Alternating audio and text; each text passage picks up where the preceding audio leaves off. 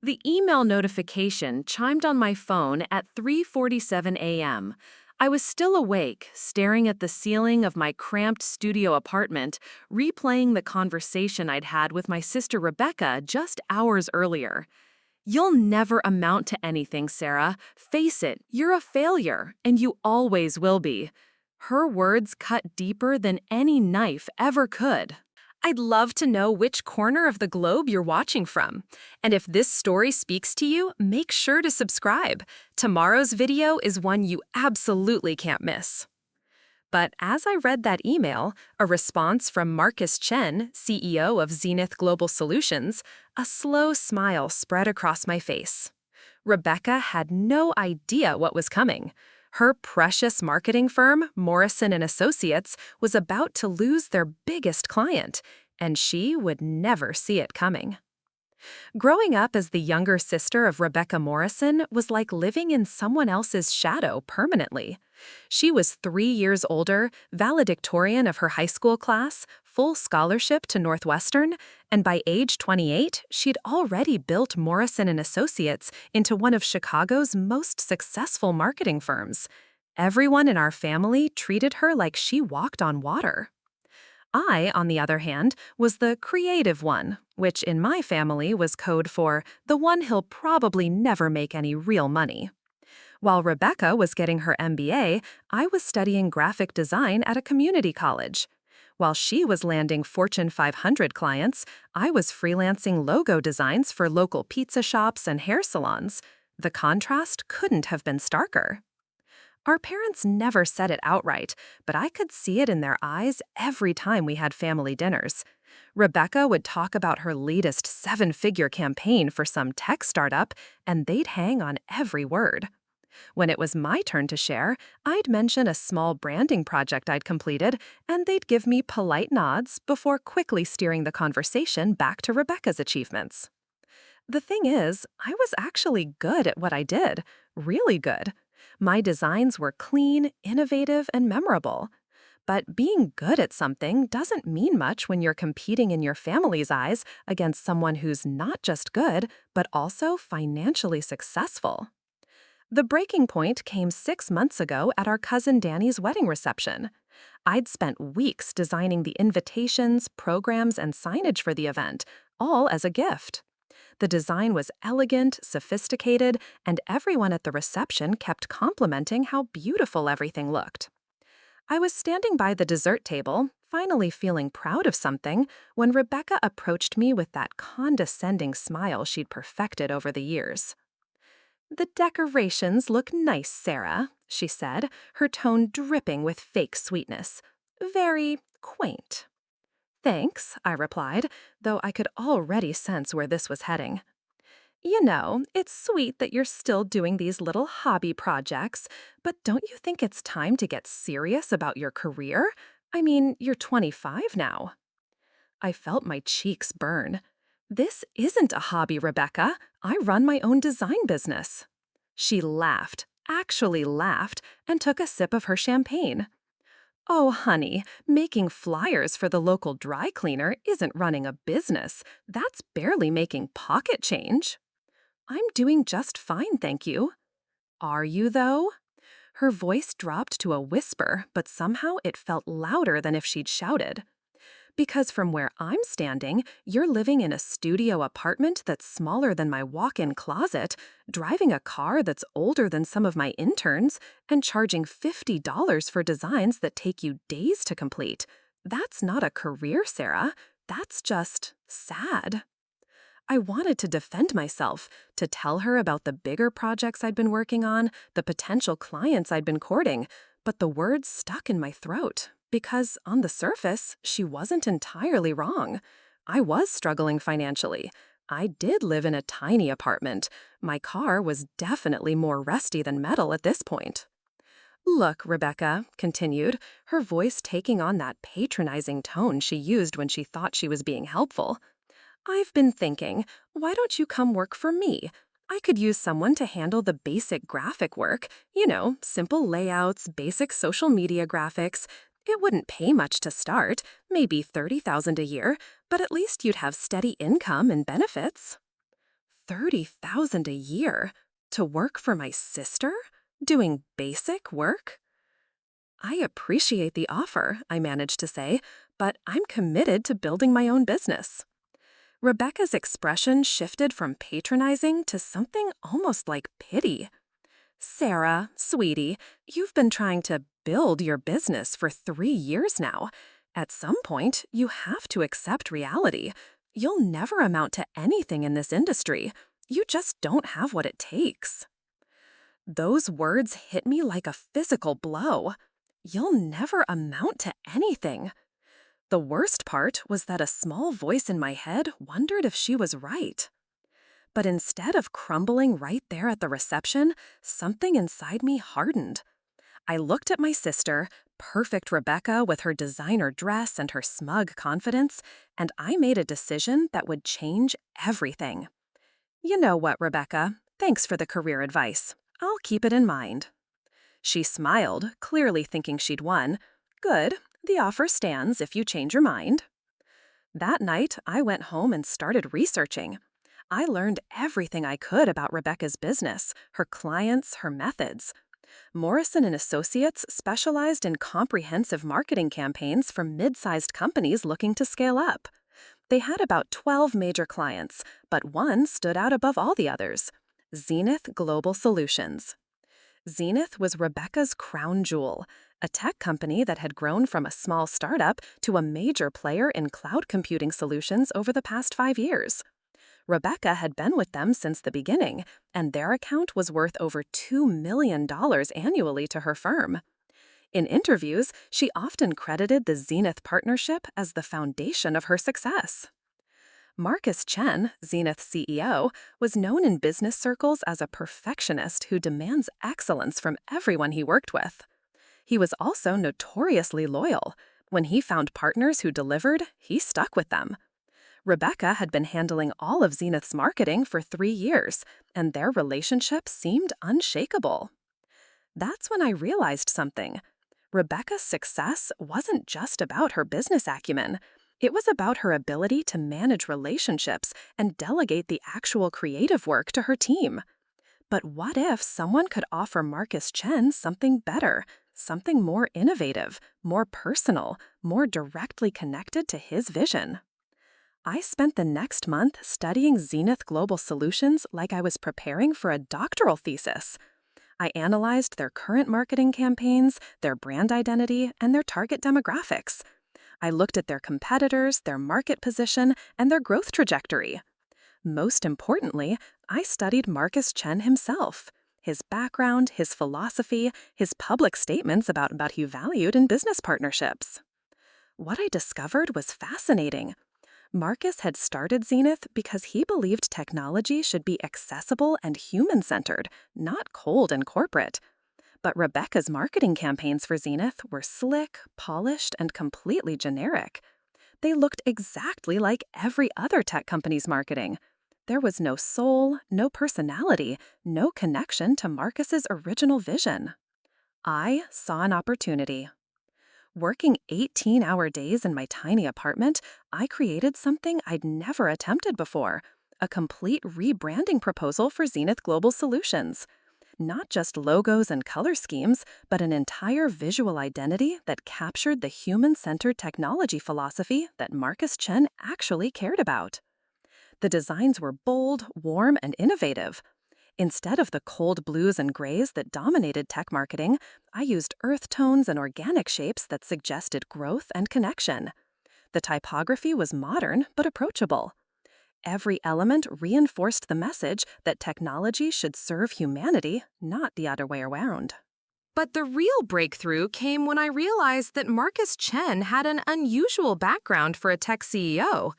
Before starting Zenith, he'd spent 2 years teaching English in rural communities in Thailand. It was a formative experience that shaped his entire worldview about making technology accessible to everyone, regardless of their background or resources. Rebecca's campaigns never mentioned this. They focused on features, benefits, market share, all the standard corporate messaging. But Marcus's teaching experience was the key to understanding what truly motivated him. I crafted a campaign concept called Digital Bridges, the idea that Zenith's technology created connections between people, communities, and possibilities. The visual elements drew inspiration from traditional bridge architecture from around the world, symbolizing how technology could span cultural and geographic divides. It was sophisticated enough for enterprise clients, but warm enough to reflect Marcus's humanitarian values. The portfolio I created was unlike anything I'd ever done. It wasn't just design work, it was strategic thinking, cultural insight, and creative execution all rolled into one comprehensive vision. For the first time in my career, I felt like I was operating at the level I'd always known I was capable of. Now came the hard part, getting it in front of Marcus Chen without tipping off Rebecca that her own sister was about to torpedo her most important client relationship. I knew Marcus attended the Chicago Tech Innovation Conference every year. Rebecca had mentioned it multiple times. She usually accompanied him as his marketing consultant, using the conference as an opportunity to network and showcase their partnership. But this year, I will be there too. The Chicago Tech Innovation Conference was held at the Palmer House Hotel downtown. I'd never attended before. The registration fee alone was more than I'd typically spent on groceries in 2 months. But I'd managed to scrape together the money by taking on 3 rush projects and eating nothing but ramen for 2 weeks. I arrived early on the first day, dressed in the one professional outfit I owned that didn't scream struggling freelancer. The conference badge felt heavy around my neck as I scanned the crowd of polished executives and venture capitalists. Everyone seemed to know everyone else, forming clusters of animated conversation about funding rounds and market disruption. Rebecca was easy to spot. She stood near the registration table in a tailored navy blazer, holding court with a group of marketing directors. Even from across the lobby, I could see her confident gestures and hear her distinctive laugh. She was in her element, the consummate professional networker. Marcus Chen was harder to identify at first. Based on his company headshots, I expected someone more imposing. Instead, I found him sitting alone in a quiet corner of the hotel's coffee shop, reading a worn paperback novel and nursing what looked like his 3rd cup of coffee. He seemed almost out of place among all the aggressive networking happening around us. A lot of love and effort went into bringing this story to life. If you're enjoying it, we'd be so grateful if you'd subscribe to our channel. Now, back to where we left off. This was my chance, but I needed to be strategic. Walking up and launching into a sales pitch would be disastrous. Marcus Chen was the kind of person who valued authentic connections over business transactions. I ordered a coffee and deliberately chose the table next to his. After a few minutes, I glanced over at his book, The Spirit Catches You and You Fall Down, by Anne Fadiman, a powerful exploration of cultural collision in medicine. Incredible book, I said quietly, not looking directly at him. Fadiman's writing about bridging different worlds really stays with you. He looked up, surprised. You've read it? Twice, actually. The first time for a design project I was working on for a community health center. The second time because I couldn't stop thinking about how communication barriers shape everything we do. Marcus closed the book, his interest clearly piqued. That's an unusual perspective for someone at a tech conference. I'm a designer, not a tech executive. I think about how visual communication can break down those same barriers that Fadiman writes about. Sarah Mitchell, I said, extending my hand. I'd decided to use my middle name as my last name to avoid any immediate connection to the Morrison family name. Marcus Chen, and what kind of design brings you to a conference like this? This was the opening I'd been hoping for, but I forced myself to stay casual. I specialize in brand identity for companies that want their technology to feel more human. Too much tech marketing treats people like data points instead of, well, people. Marcus nodded thoughtfully. That's exactly the problem I've been struggling with. Everyone wants to sell to demographics and market segments, but real innovation happens when you remember you're solving problems for actual human beings. We talked for another 20 minutes about design philosophy, cultural empathy, and the challenges of scaling personal values in business contexts. Marcus was incredibly intelligent, but more than that, he was genuinely passionate about using technology to improve people's lives. Every story he told came back to impact. how their cloud solutions had helped a rural school district in Montana expand their educational programs, or how their security features had protected a nonprofit's sensitive data. The conversation felt natural, unforced. I found myself genuinely liking Marcus Chen, which made what I was planning to do more complicated. This wasn't just about revenge anymore. It was about connecting with someone who shared my values about meaningful work. I should probably head back to the sessions, Marcus said eventually, glancing at his watch. But this has been refreshing. Most conversations here are about market share and competitive advantages. Would you be interested in continuing this conversation sometime? I'd love to show you some of my work, particularly a project I've been developing around technology that builds bridges instead of walls. Marcus paused, considering. Actually, yes, I'm always interested in fresh perspectives. Do you have a card? I handed him my business card, newly printed with my cleanest, most professional design. I'll send you some examples of my work this week. Looking forward to it. As Marcus walked away, I felt a mixture of excitement and guilt. The connection had been genuine, but it was also strategic. I was essentially using his trust to undermine my sister's business. But then I remembered Rebecca's words at the wedding, "You'll never amount to anything." The guilt faded. The rest of the conference passed in a blur of presentations and networking sessions. I attended panels on brand strategy and customer experience design, taking notes not just for my own education, but to better understand the world Marcus operated in. I saw Rebecca several times, always surrounded by clients or colleagues, but we never made eye contact. She had no idea I was there. On the final evening, there was a networking mixer in the hotel's rooftop bar. I almost didn't go. My limited wardrobe wasn't exactly cocktail party appropriate, but I knew it might be my last chance to solidify the connection with Marcus. I found him on the terrace, looking out over the Chicago skyline. He seemed tired, probably exhausted from 3 days of intense networking and presentations. "Hiding out here too?" I asked, joining him at the railing. "Sometimes I wonder if all this networking actually leads to meaningful partnerships, or if it's just elaborate theater," he said. "Everyone has the perfect pitch, the perfect presentation, but very few people seem genuinely interested in solving real problems." What would meaningful partnership look like to you? Marcus was quiet for a moment, considering the question. Someone who understands that behind every business decision are actual people whose lives will be affected. Someone who can translate complex ideas into communications that feel personal, not corporate. Someone who sees technology as a tool for human connection, not just profit optimization. I felt a surge of confidence. Everything I'd observed about Marcus, everything I'd built into my rebranding proposal was leading to this moment. "I've been working on something that I think embodies exactly that philosophy," I said carefully. "A complete brand strategy that positions technology companies as builders of human connection rather than just service providers." "For which company?" "It's more of a case study right now, a way of demonstrating how visual identity can reinforce values instead of obscuring them." Marcus turned to look at me directly. "I'd be very interested in seeing that." "I could present it to you next week, if you're available." "Actually, let me give you my direct email. Send me whatever you'd like me to review, and we'll set up a proper meeting." As Marcus wrote his email address on a napkin, I caught sight of Rebecca across the terrace. She was deep in conversation with 2 other executives, gesturing enthusiastically about something. She looked completely confident, completely in control of her professional world. She had no idea that her little sister, the one who would never amount to anything, had just secured a direct line to her most important client. The next morning, I was back in my tiny apartment, staring at the comprehensive rebranding proposal I'd created for Zenith Global Solutions.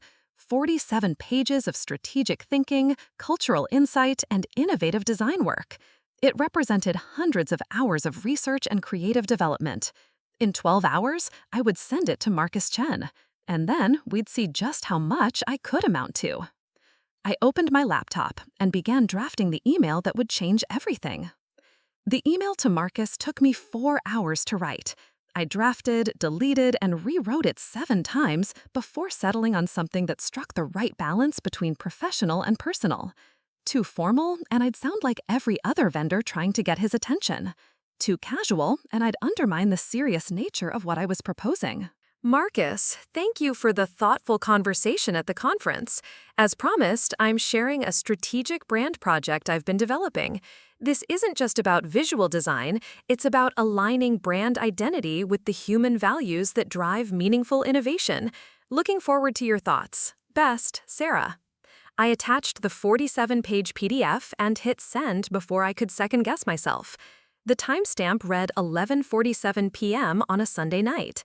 Either Marcus would think I was incredibly dedicated or completely unprofessional for sending business emails so late.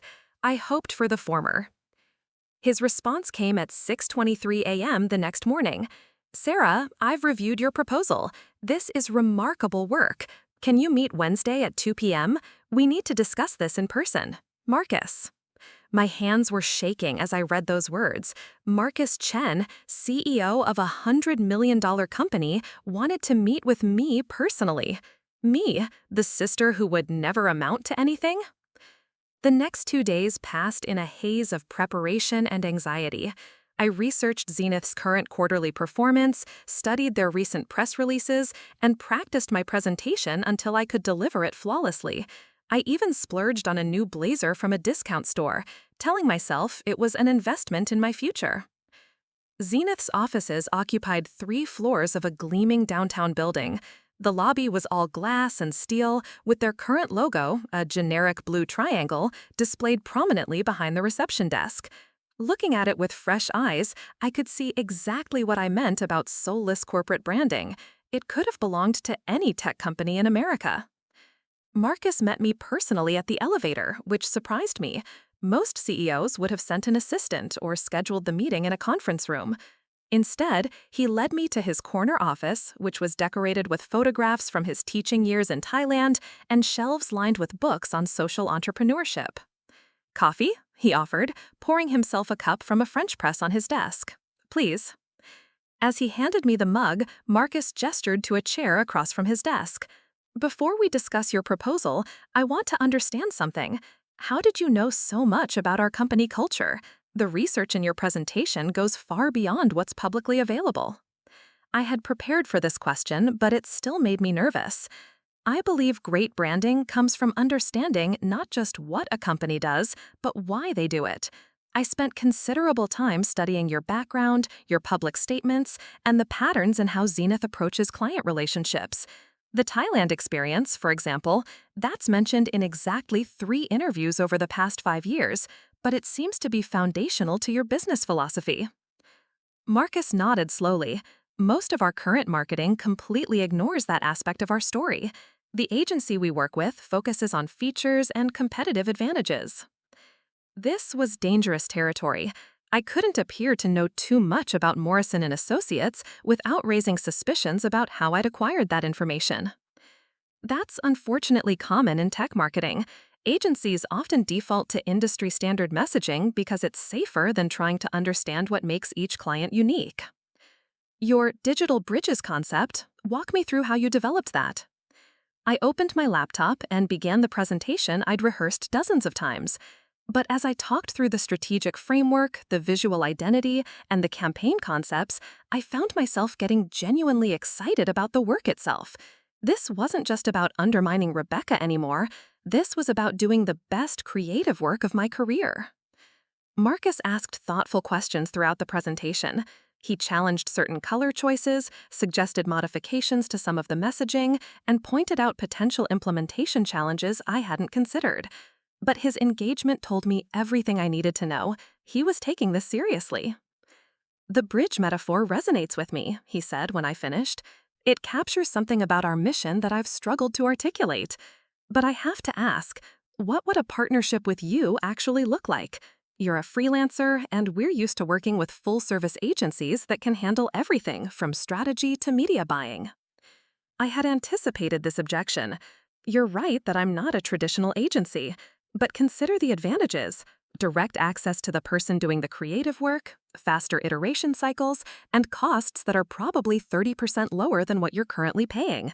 For implementation, I have relationships with specialists in web development, video production, and media planning. What about account management, strategic planning, the kinds of services Morrison and Associates provide? Hearing Rebecca's company name spoken aloud in this context sent a jolt through me, but I kept my expression neutral. Those are valuable services, but they're often provided by people who aren't directly involved in the creative process. What if instead of layers of account management, you worked directly with someone who understands both the strategic thinking and the creative execution? Marcus leaned back in his chair, considering. It's an intriguing proposition, but changing marketing partners is a significant decision. We've worked with Morrison for 3 years, and they know our business well. Of course, I'm not suggesting you make any sudden changes, but what if we started with a small project, something that would let you evaluate my work in a real business context before making any larger commitments? What did you have in mind? I had prepared for this moment carefully. Your Q4 product launch for the new enterprise security platform, from what I've read in the trade press, it's a significant release that could differentiate Zenith in a crowded market. What if I develop an alternative creative approach for that campaign? If you like what I produce, you can use it. If not, you haven't lost anything. Marcus was quiet for several long moments, and I could practically see him weighing the risks and benefits. Finally, he spoke. How much would something like that cost? $15,000 for a complete creative package, brand positioning, visual identity for the product launch, and 3 campaign concepts with supporting materials. It was a fraction of what Morrison and Associates would charge for similar work, and we both knew it. I'll need to think about this, Marcus said. Can you give me until Friday to discuss it with my team? Of course. As I packed up my materials, Marcus walked me to the elevator. Sarah, I want you to know, regardless of what we decide about the project, this presentation was impressive. You've clearly put extraordinary thought into understanding our company. Thank you. That means a lot coming from you. One last question. Have you worked with any other companies in our industry? My heart rate spiked, but I kept my voice steady. Not directly in cloud computing, no. Most of my experience has been with smaller companies across various industries. Why do you ask? Just curious. Thanks for coming in today. The elevator doors closed, and I finally allowed myself to breathe. I had no way of knowing what Marcus was really thinking, but the meeting had gone better than I dared hope. Now came the hard part, waiting. That evening, I treated myself to Thai food and a bottle of wine, a celebration that felt both premature and necessary. I just presented the most important pitch of my career to the CEO of a major company. Whatever happened next, I'd proven to myself that I belonged in that room. My phone buzzed with a text message. It was from my mother. Rebecca mentioned you might be looking for work. She said her offer still stands if you're interested. I stared at the message for a long time before deleting it without responding. Rebecca had no idea that while she was generously offering me scraps from her table, I was positioning myself to take away her most valuable client. Friday couldn't come fast enough. Friday morning arrived with an unexpected complication. My phone rang at 7:30 a.m., jarring me awake from restless sleep. The caller ID showed my father's number. Sarah, honey, I hope I didn't wake you. It's fine, Dad. What's wrong? Nothing's wrong exactly. It's just, well, Rebecca mentioned that you've been having some financial difficulties, and your mother and I were thinking. My stomach dropped. What kind of thinking? Maybe it's time to consider more stable employment. Rebecca's offer is still on the table, and honestly, sweetheart, we're worried about you. This freelance thing has been going on for 3 years now. I closed my eyes, feeling the familiar weight of family disappointment. Dad, I appreciate the concern, but I'm actually doing better than you might think. Are you? Because your mother ran into Mrs. Patterson from the grocery store, and she mentioned that your card was declined last week when you were buying. Dad, stop. The words came out sharper than I intended. Please, I can handle my own finances. There was a pause. We just want what's best for you, Sarah. I know, and I love you for that. But can you trust me for just a little while longer? I think things are about to change. After hanging up, I sat on the edge of my bed, staring at my phone. If Marcus said no today, I'd have to seriously consider Rebecca's offer. The thought made me physically ill. At exactly 2 p.m., my phone rang. Marcus Chen's name appeared on the screen. "Sarah, I have news about your proposal." My heart hammered against my ribs. "I'm listening." "We'd like to move forward with the Q4 campaign project, but I have some conditions." Relief flooded through me, followed immediately by nervous energy. "What kind of conditions?" "First, this stays confidential until we're ready to announce the new direction publicly. Second, I want to see the initial concepts within 2 weeks. And third, if we like what you produce, we'll want to discuss expanding the scope significantly." That all sounds reasonable. When can we start? "How about Monday? Come in around 9 and I'll introduce you to the product team. They'll brief you on the technical specifications and target market for the security platform." "Perfect. I'll be there." "One more thing, Sarah. This is important work. If we move forward with your approach, it will represent a major shift in how Zenith presents itself to the market. Are you ready for that level of responsibility?" "Absolutely." After the call ended, I sat in my apartment for several minutes, processing what had just happened. I'd done it. I'd landed a project with Zenith Global Solutions, Rebecca's most important client. The next 2 weeks were the most intense of my professional life. I worked 16-hour days, diving deep into the technical details of Zenith's new security platform while developing a creative strategy that would differentiate it from dozens of similar products in the market. The security platform was genuinely innovative. It used artificial intelligence to predict and prevent cyber attacks rather than just responding to them. But the challenge was communicating that innovation in ways that felt accessible rather than intimidating. I developed 3 distinct campaign concepts, each targeting a different aspect of the human psychology around security. The first focused on peace of mind, positioning the platform as a guardian that worked invisibly to protect what mattered most. The second emphasized empowerment, showing how proactive security let businesses focus on growth rather than threats. The third took a more emotional approach, highlighting the personal relationships and meaningful work that secure systems helped protect. Each concept included complete visual identity, messaging frameworks, and sample advertisements. But the breakthrough came when I realized that Marcus's teaching background in Thailand could inform a powerful narrative about protection without paternalism, security that empowered rather than controlled. The presentation to Marcus and his team was scheduled for a Wednesday afternoon. I arrived at Zenith's offices carrying 3 large portfolios and a laptop loaded with interactive mock-ups. This time, I wore a suit I'd actually bought instead of borrowed, paid for with the advance Marcus had provided for the project.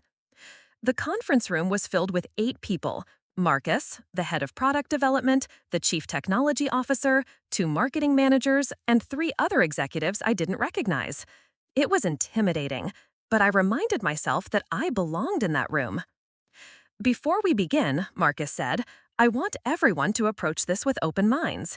Sarah's going to show us some concepts that represent a significant departure from our current marketing approach." I launched into the presentation, walking through each campaign concept methodically. But unlike my previous presentation to Marcus alone, this felt different. I could sense skepticism from some team members, particularly the marketing managers, who seemed defensive about the implied criticism of their current approach. "The digital guardian concept is interesting," said Jennifer Walsh, the senior marketing manager. "But how do we measure emotional impact against conversion metrics? Our current campaigns with Morrison & Associates have consistently delivered measurable ROI." This was the moment I'd been preparing for. That's an excellent question. Emotional connection and conversion aren't opposing forces, they're complementary.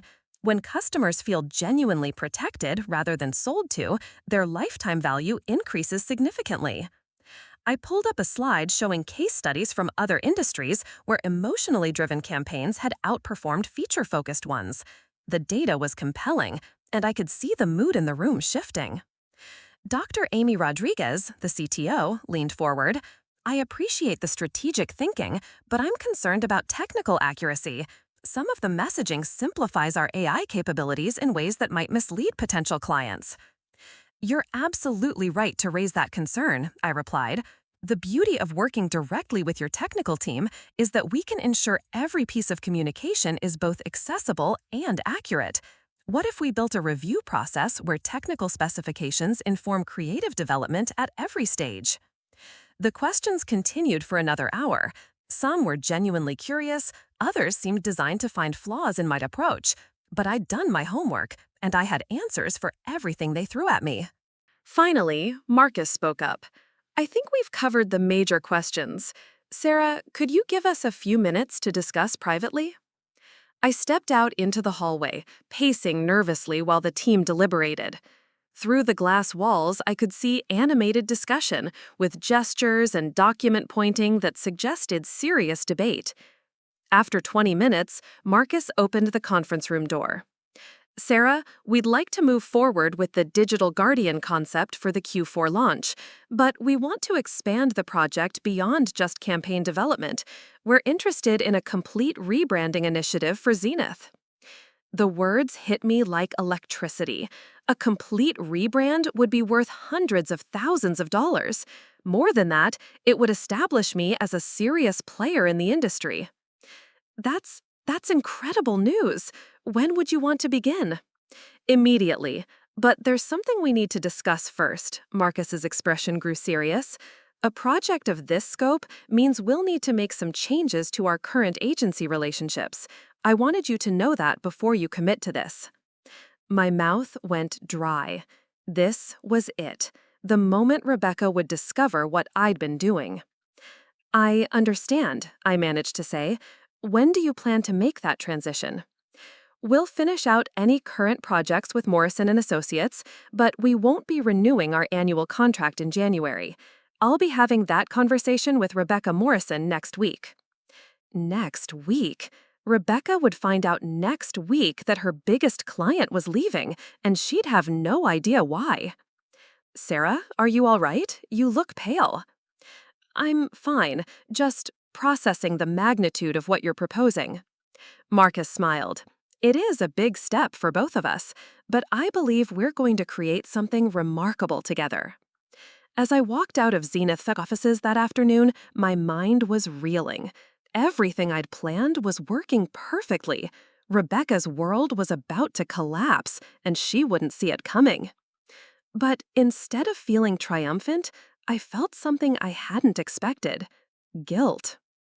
The weekend before Marcus was scheduled to meet with Rebecca felt like waiting for an execution.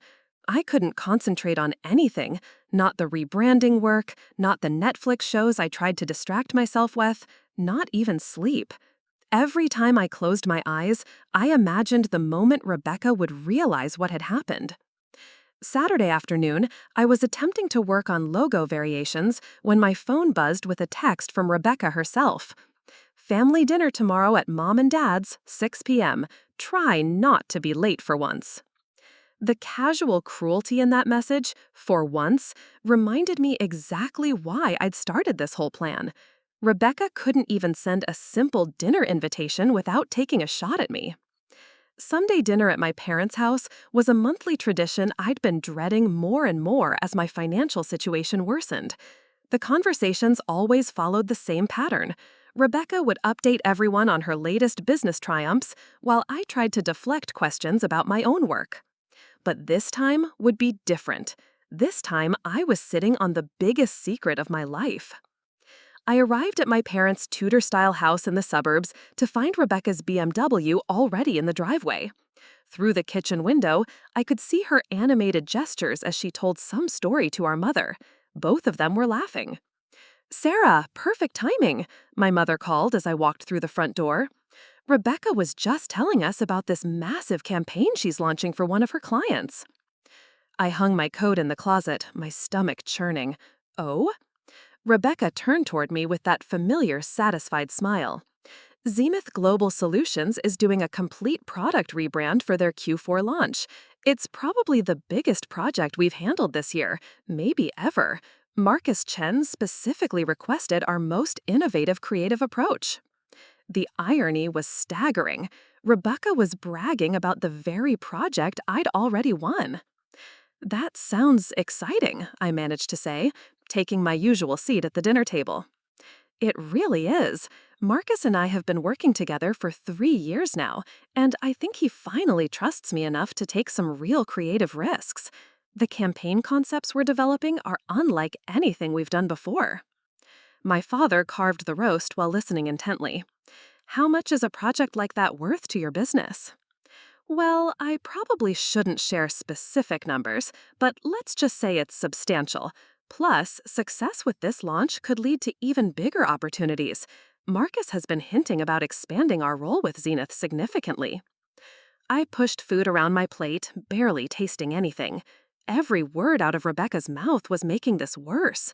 She wasn't just confident about keeping the Zenith account, she was planning to expand it. "What about you, Sarah?" my mother asked, apparently noticing my silence. "How's your design work going?" "It's going well, actually. I've been working on some larger projects recently." Rebecca's eyebrows raised. "Oh, what kind of projects?" I met her gaze directly. "Brand strategy for a technology company. It's been challenging but rewarding." "That's wonderful, honey. Maybe Rebecca could give you some advice about working with tech clients." "I'd be happy to," Rebecca said, her tone instantly becoming patronizing. Tech clients can be tricky. They often think they know more about marketing than they actually do. The key is establishing your expertise early and not letting them micromanage the creative process. "Good to know," I replied, fighting to keep my voice neutral. "What's the company?" Rebecca pressed. "Maybe I know them." "It's confidential right now, but I should be able to talk about it soon." Rebecca smiled, became slightly less genuine. "Of course. Well, if you need any advice about scaling up your freelance work, I'm here to help. Though honestly, Sarah, at some point, you might want to consider joining an established agency. There's only so far you can go on your own." "What do you mean?" "I mean, real growth requires infrastructure, account management, strategic planning, media relationships, all the things that turn creative work into actual business results. That's why companies like Zenith work with firms like Morrison rather than individual freelancers." The condescension in her voice was unbearable, but I forced myself to nod thoughtfully. "That makes sense." "In fact," Rebecca continued, warming to her theme, "I heard through industry connections that some freelancer has been trying to pitch Zenith directly. Can you imagine the audacity? Marcus mentioned it to me last week. Apparently, someone sent him an unsolicited proposal." My blood turned to ice. Marcus had told Rebecca about our meeting? What did he say about it? I asked, trying to sound casually curious. He thought it was amusing, mostly. The person clearly didn't understand how business relationships work in this industry. You can't just show up with a pretty portfolio and expect to land enterprise clients. It takes years to build the kind of trust Marcus and I have. Rebecca took a sip of wine, clearly enjoying herself. Marcus said the proposal showed some creative potential, but it was completely unrealistic from a strategic standpoint.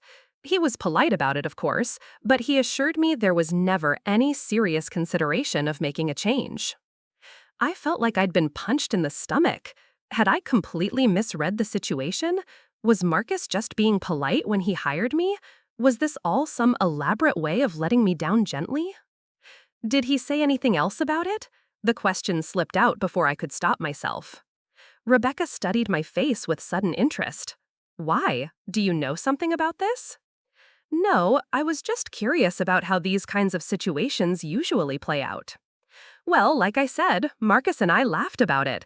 The whole thing was pretty naive, but it's a good lesson about understanding your place in the professional hierarchy." The rest of dinner passed in a blur. I contributed to conversations mechanically while my mind raced through every interaction I'd had with Marcus. Had I misunderstood everything? Was Rebecca right that he'd never seriously considered working with me? But then I remembered the contract I'd signed, the advance payment, the detailed briefings with his team. You don't do those things as a polite rejection. Either Rebecca was lying, or Marcus was playing some kind of complex game I didn't understand. After dinner, I helped my mother clear the table while Rebecca and my father discussed her latest business expansion plans. Their voices carried from the living room as I loaded the dishwasher. The Zenith relationship has been transformational for our agency, Rebecca was saying. It's given us credibility with other Fortune 500 companies. Honestly, I can't imagine Morrison and Associates without that partnership. My mother glanced toward the living room, then lowered her voice. Sarah seems distracted tonight. Is everything okay with her? I think she's just struggling with the reality of her situation, I heard Rebecca reply. Freelancing looked romantic when she was younger, but she's starting to realize it's not a sustainable career path. The offer to join our team is still open, but I worry she's too proud to accept help. Maybe you could talk to her privately, sister to sister. I've tried, Mom, but Sarah has always been stubborn. She'll have to figure this out on her own. I finished loading the dishwasher with shaking hands. Rebecca's casual dismissal of my struggles, her assumption that I would inevitably fail and come crawling back to her, it crystallized every feeling of resentment I'd carried for years. But more than that, it reminded me why I was doing this. Not just for revenge, but to prove that she was wrong about me. Wrong about my capabilities, wrong about my prospects, wrong about everything. When I left my parents' house that evening, Rebecca followed me to my car. Sarah, wait. I turned, wondering if she'd somehow figured out what I was doing. I wanted to talk to you privately. I know family dinners can be overwhelming with all the business talk. It's fine, Rebecca. Is it, though? You seemed upset tonight. I looked at my sister, successful, confident, completely unaware that her world was about to collapse, and felt an unexpected moment of sadness for what we could have been to each other. I'm just tired, I said. It's been a busy week. The offer to join Morrison and Associates is still open, you know. I meant what I said about having steady income and benefits. You wouldn't have to struggle anymore. I appreciate that, I really do. Rebecca smiled, apparently convinced she was being generous. Good. Think about it, okay? There's no shame in accepting help from family. As I drove home, I realized that Marcus's meeting with Rebecca was scheduled for Tuesday morning. In less than 48 hours, everything would change. And despite the guilt I'd been feeling, Rebecca's condescension tonight had reminded me exactly why she deserved what was coming. Tuesday morning arrived gray and drizzling, matching my mood perfectly. I'd barely slept, alternating between excitement and dread about what would unfold at Marcus's meeting with Rebecca. By 8 a.m., I was already at my desk, pretending to work on logo concepts while obsessively checking my phone. Marcus had scheduled the meeting for 10 a.m. At 9:45, I gave up any pretense of productivity and just stared at my phone, waiting for something, a text, a call, some sign that the conversation had happened. At 11:30, my phone finally rang. Marcus Chen's name on the screen made my heart race. Sarah, do you have a few minutes to talk? Of course. How did the meeting go? There was a pause. It was complicated. Can you come in this afternoon? There are some things we need to discuss in person. The uncertainty in his voice terrified me. Is everything okay with the project? The project is fine, but there are some developments I didn't anticipate. Can you be here at 3? I'll be there. The next 3 hours crawled by.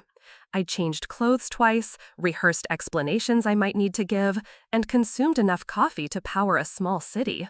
By the time I arrived at Zenith's offices, my hands were visibly shaking. Marcus met me in the lobby personally, which immediately seemed like a bad sign.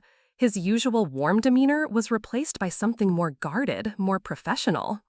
Let's go to my office, he said simply. We rode the elevator in silence. Once in his office, Marcus gestured to the chair across from his desk, the same chair where I'd presented my proposal weeks earlier. But this time, the atmosphere felt entirely different. Sarah, I need to ask you something directly, and I need you to be completely honest with me. My throat felt dry. Okay? What's your relationship to Rebecca Morrison? The question hung in the air like a bomb. There was no point in lying now.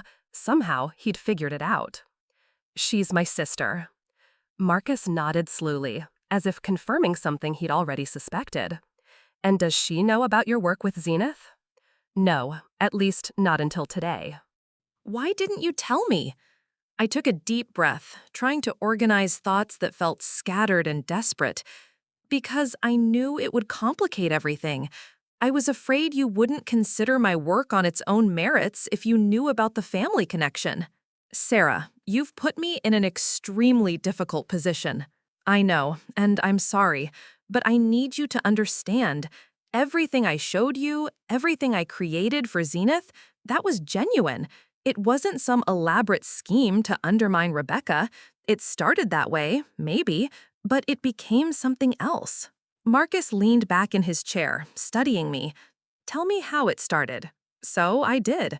I told him about growing up in Rebecca's shadow, about the wedding reception confrontation, about her constant dismissal of my abilities. I explained how I'd researched Zenith initially as a way to prove her wrong, but how the project had evolved into something I genuinely cared about. The work I did for you, that came from a real place, I said. Yes, I wanted to prove Rebecca wrong, but more than that, I wanted to prove myself right. I wanted to show that I could do meaningful work with a company I actually believed in. Marcus was quiet for a long moment. When he finally spoke, his voice was carefully controlled. Rebecca's reaction to losing the account was intense. She accused me of corporate espionage, of stealing proprietary information about their strategies. She threatened legal action. My stomach dropped. What did you tell her? The truth, that we'd been approached by an independent contractor with a compelling vision for our brand, and that we'd decided to move in a new direction. I didn't mention your name or any personal details. But she figured out it was me? Not during the meeting, no. But she asked very specific questions about our new contractor's background and approach. Some of the strategic elements you incorporated into your proposal were remarkably similar to ideas she claims to have discussed with me privately. I felt my face burning. I never accessed any proprietary information from Morrison & Associates. Everything I presented came from public research and my own strategic thinking. I believe you. But Rebecca is convinced that someone with inside knowledge of their client relationship was involved in developing your proposal. What happens now? Marcus stood up and walked to his window, looking out at the Chicago skyline. From a business perspective, our contract with you stands. The legal team has reviewed everything, and we're confident that we're on solid ground. Your proposal was unsolicited, your research was based on publicly available information, and our decision to change marketing partners was made independently. Relief flooded through me, followed immediately by apprehension. But this situation has created complications I didn't anticipate. Rebecca is a well-connected professional in this industry. She's already reached out to several other agency heads, suggesting that Zenith engages in unethical business practices. The implications hit me like a sledgehammer. She's trying to damage your reputation. It appears so. And while I don't think her accusations will gain much traction, it's the kind of distraction we don't need during a major product launch. I sank deeper into my chair. This is my fault. I should have been upfront about the family connection from the beginning. Yes, you should have. But what's done is done. The question now is how we move forward. Marcus returned to his desk and pulled out a folder. I've been thinking about this all morning, and I have a proposal for you. What kind of proposal? We proceed with the rebranding project as planned, but we also add a component I hadn't originally considered, a comprehensive case study documenting the entire process: strategy, creative development, implementation, results measurement, everything. I frowned, not understanding where he was going with this. Sarah, your work for Zenith isn't just good, it's exceptional.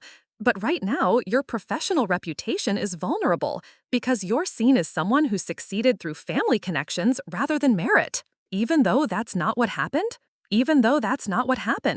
Perception matters in this industry, and Rebecca is working hard to control that perception. Marcus opened the folder and showed me a detailed project timeline. A comprehensive case study would demonstrate beyond any doubt that your success with Zenith was based on strategic thinking, creative excellence, and genuine innovation. It would establish your professional credibility independently of any family dynamics. You'd be willing to do that? I'd be willing to do more than that. If the rebranding project succeeds, and I believe it will, I'd be willing to provide references and testimonials that could help you build relationships with other major clients. The generosity of the offer was overwhelming. Why would you take that risk for me? Marcus smiled for the first time since I arrived. Because good work deserves recognition, regardless of the circumstances that led to it.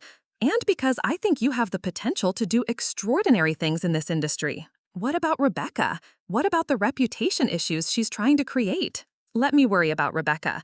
The best response to her accusations is simply to do excellent work and let the results speak for themselves. As I left Zenith's offices that afternoon, my emotions were a complicated tangle of relief, gratitude, and lingering guilt. I'd gotten what I wanted, the contract, the opportunity, the chance to prove myself professionally, but the cost felt higher than I'd anticipated. That evening, I was working on preliminary concepts for the new brand identity when my phone rang. Rebecca's name appeared on the screen. I stared at it for 3 rings before answering. "Hello, Rebecca. Sarah." Her voice was ice cold. "I think we need to talk." I met Rebecca at a coffee shop downtown, neutral territory, that felt safer than either of our apartments. She was already there when I arrived, sitting in a corner booth with her laptop open and papers scattered across the table. Even in crisis, Rebecca looked polished and professional. "Sit down, Sarah." I slid into the booth across from her, noting the dark circles under her eyes and the tension in her jaw. Rebecca looked like she hadn't slept in days. "I knew it was you," she said without preamble. "The mysterious freelancer who stole my biggest client. My little sister, the one who could never amount to anything." She laughed bitterly. Earned it? You used inside knowledge of my client relationships to undermine 3 years of partnership building. That's not earning something, that's sabotage. What is inside knowledge? Everything I presented to Marcus came from public research and my own strategic thinking. Don't lie to me, Sarah. Some of the concepts in your proposal were remarkably similar to discussions Marcus and I had in private meetings. There's no way you could have developed those insights without access to confidential information. I felt a flash of anger. Maybe your confidential insights weren't as original as you thought. Maybe Marcus had been thinking about these directions for months, and you just weren't listening closely enough to understand what he actually wanted. Rebecca's face flushed. "You have no idea what you're talking about. Building client relationships takes years of trust and strategic thinking. You can't just waltz in with a pretty portfolio and expect to understand complex business dynamics." "That's exactly what I did, though, and it worked." "It worked because you're my sister." Rebecca's voice rose, drawing stares from other customers. She lowered it to a harsh whisper. "You think Marcus would have given you a second look if you were just another random freelancer? He hired you because he knew it would hurt me." The accusation stung because part of me wondered if it might be true. "You're wrong. Marcus didn't even know we were related until after he'd already committed to the project." "Please, he figured it out the moment you walked into his office. Morrison isn't exactly a common name in this industry." "I used Mitchell, not Morrison." Rebecca paused, clearly not having expected that detail. "What?" "Sarah Mitchell, my middle name. I never used our family name in any of my communications with Zenith." For the first time since I'd arrived, Rebecca looked uncertain. "Then how did he find out?" "Because you told him. When you were bragging about the mysterious freelancer who'd tried to pitch him, you described the proposal in enough detail that he recognized the work. He put the pieces together and confronted me directly." Rebecca stared at me, processing this information. "You mean he didn't know during the hiring process?" "He had no idea until yesterday." "But that means—" Rebecca trailed off, the implications sinking in. "If Marcus hadn't known about our family connection, then my success really had been based on merit alone." "It means you were wrong about me," I said quietly. "About my capabilities, about my prospects, about everything." Rebecca was silent for a long moment, staring down at her hands.